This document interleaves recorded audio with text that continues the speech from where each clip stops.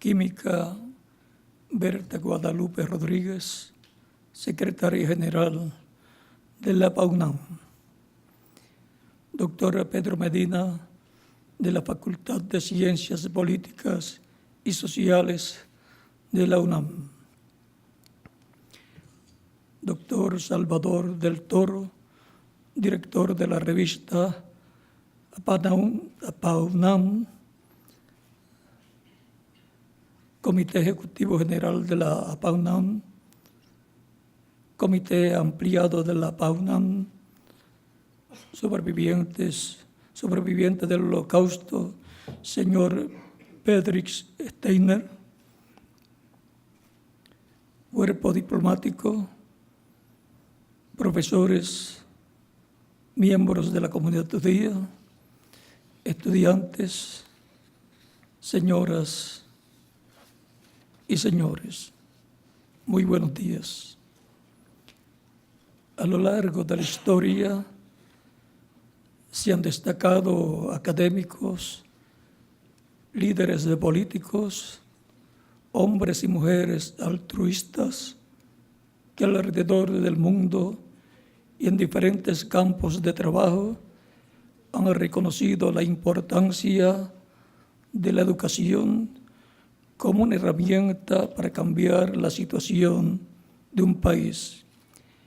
Y en la actualidad, después que se han originado diversas transformaciones sociales en todos los rincones del planeta, es inevitable señalar que la educación es un poder. Y somos conscientes de que es el arma más poderosa para transformar mentalidades y, por ende, un mecanismo fundamental para modificar sociedades y, consecuentemente, para cambiar el mundo en todas las esferas. Durante la Segunda Guerra Mundial, en Alemania nazi, Hitler era plenamente consciente y estaba convencido de la importancia de la educación como un medio de adoctrinamiento ideológico que le permitiría alcanzar sus objetivos extremistas. Por esta razón, tomó control absoluto del sistema educativo. Tenía un ministerio dedicado a la educación del pueblo y a la manipulación de la propaganda. Hitler inició sus transformaciones primeramente capacitando a los profesores, formando la Liga de Profesores Nacionalistas, quienes impartirían la enseñanza basada en los principios, los valores y los ideales del régimen nazi. Los intelectuales fueron la piedra angular de las diferentes medidas radicales racistas que implementó Hitler. Los profesores fueron los profesionales que en mayor número se sumaron a las filas del partido nazi y ayudaron a propagar sus principios imperialistas. Hitler difundió su ideología en las escuelas, implementó una política sobre la educación llamada NAPOLA, siglas de Institutos Políticos Nacionales de Educación, creados por este líder antisemita para sentar las bases ideológicas de una nueva raza.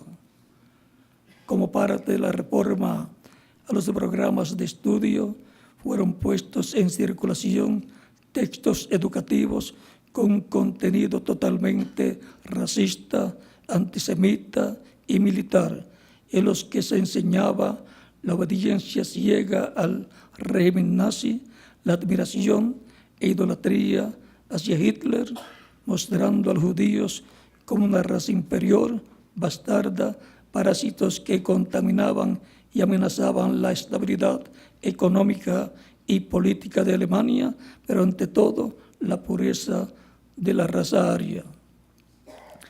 Tal es el caso del libro La secta venenosa, publicado en 1938, donde se desfigura la imagen de los judíos presentándolos como las personas más peligrosas, malas y venenosas para la humanidad. Pero la difusión del odio contra el pueblo judío no se quedó en las cartillas escolares. También eran utilizadas canciones, cuentos infantiles, juegos y hasta los juguetes como medios para el adoctrinamiento antisemita. En las escuelas debían permanecer las fotografías de Hitler en cada curso y los símbolos del régimen nazi para enseñarles a los niños la devoción y el respeto al Führer.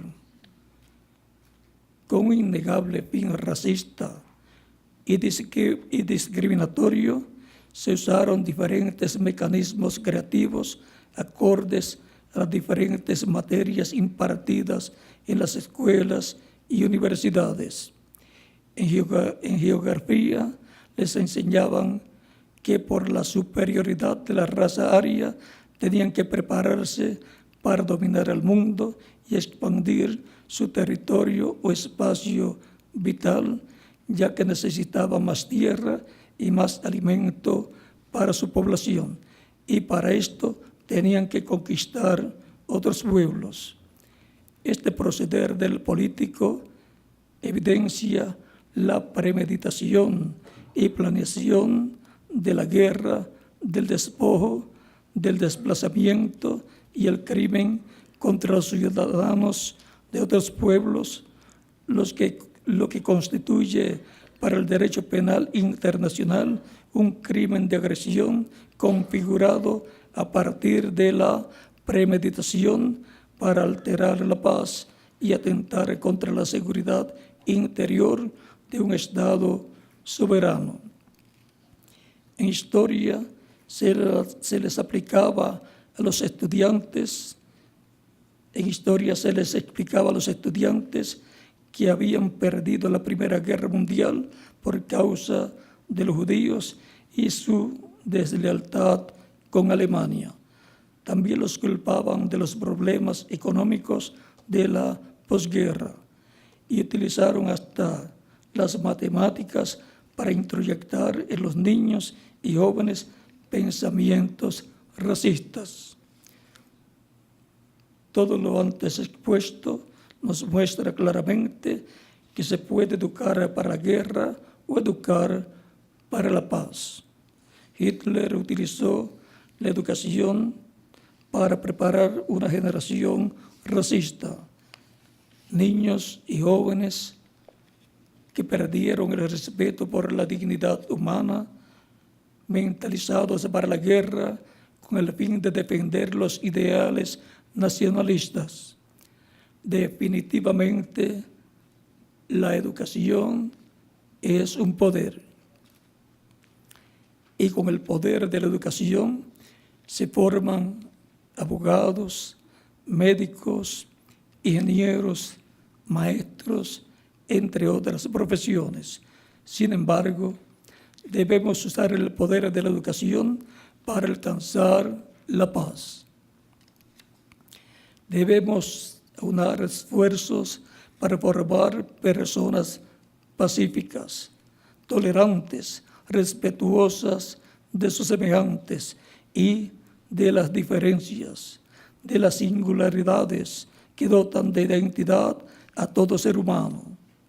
Individuos que a través de la enseñanza conozcan y promuevan los valores universales, el respeto a la dignidad humana, los principios éticos y morales, y defiendan ante todo los derechos humanos. La paz no es una utopía. La paz es más que un anhelo, es una necesidad. La paz es un derecho inalienable para todo ser humano. Cuando hay conflictos, guerras y violencia, el dinero pierde su valor, los bienes materiales se deprecian, el éxito laboral y el conocimiento intelectual dejan de ser trascendentales en la vida de una persona cuya preocupación principal es la supervivencia en un mundo convulsionado por la violencia. De ahí que todos necesitamos tener la tranquilidad de una convivencia pacífica, armónica y segura, sin importar el lugar de origen, la condición socioeconómica, el grado académico o el país donde la persona viva. El objetivo del ser humano es la felicidad, pero no hay felicidad sin paz. No hay paz en una nación si no se respetan los derechos humanos de los ciudadanos. Y no se puede vivir en una sociedad democrática donde se respeten los derechos fundamentales si las personas no son educadas con este fin. Entonces, todo radica en el poder de la educación, pero no solo aquella que se da en las escuelas y universidades, sino también aquella que se imparte en el núcleo familiar. Debemos educar, sobre todo, para la paz.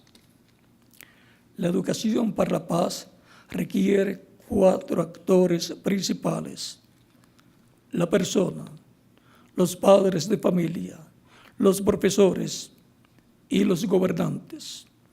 Primeramente, tiene que existir el deseo en el individuo de educarse para ser una persona de paz. Y tiene que existir en los gobernantes de la nación la voluntad de crear las condiciones de una educación valorada y no neutra, una educación que supere la simple transmisión de conocimientos para crear conciencia y cultura de paz, pues son los gobernantes y legisladores quienes implementan las leyes y regulan la vida de toda una nación. Por otra parte, el profesor juega un papel muy importante, ya que es el sembrador de la semilla y, como tal, un forjador de conciencias. Por eso Hitler utilizó a los maestros para difundir su ideología extremista y destructiva del ser humano. Hay que corregir el mal en la semilla. ¿Y cómo corregir el mal? Evitando que esa semilla de odio y de discriminación se propague y germine. Y esa es una responsabilidad de los padres de familia, de las escuelas, colegios, universidades y gobiernos, pero en especial de quienes enarbolan la bandera de la educación, es decir, los profesores. La intolerancia, el racismo, la discriminación, la irracionalidad política, la insensibilidad social, la falta de respeto por la vida y la dignidad humana fueron factores que provocaron los crímenes del régimen nazi, y actualmente son los mismos elementos los que están desencadenando problemas sociales en nuestros países latinoamericanos y en el mundo entero. La Organización de las Naciones Unidas, en la resolución 67 del 1 de noviembre de 2005, abro comillas, insta a los Estados miembros a que elaboren programas educativos que inculquen en las generaciones futuras la enseñanza del Holocausto con el fin de ayudar a prevenir actos de genocidio en el futuro. Cierro comillas. Y en la resolución 61-255 del 26 de enero de 2007, abro comillas, se rechazan las tentativas de negar el Holocausto que, al ignorar el carácter histórico de estos terribles sucesos, aumenta el riesgo de que se repitan. Cierro comillas. En acatamiento a estas resoluciones de la ONU, la Embajada Mundial de Activistas por la Paz promueve el proyecto de ley para incluir en el sistema educativo de los diferentes países el Holocausto, paradigma del genocidio, como tema de estudio en escuelas y colegios y como cátedra transversal en las universidades. El Holocausto como paradigma del genocidio fue el resultado de la educación con base en el antisemitismo. Es fruto del odio, de la discriminación y de la intolerancia. El genocidio fue el fracaso mayor de la educación global en universidades, escuelas y colegios y el producto de la insensibilidad e irracionalidad política. Si bien el Holocausto es un hecho del pasado, tiene enseñanzas vivas para las presentes y futuras generaciones. Hechos que, aunque hayan acontecido en otro continente, permitirán al estudiante aprender sobre las consecuencias de la intolerancia, el odio, la discriminación, los prejuicios, los estereotipos, la falta de respeto por la vida y la dignidad humana. Una de las más fuertes enseñanzas del Holocausto es que la educación, como simple transferencia de conocimiento, es insuficiente y que se precisa de la formación de derechos humanos, valores y principios constitucionales.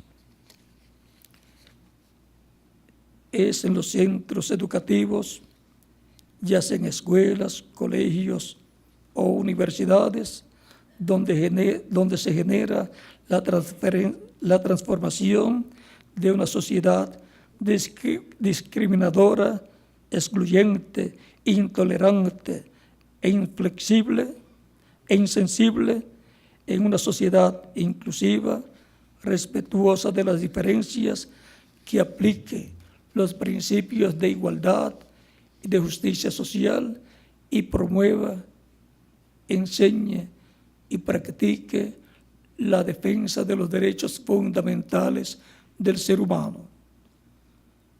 Todos poseemos una herramienta fundamental para la prevención del genocidio como crimen internacional: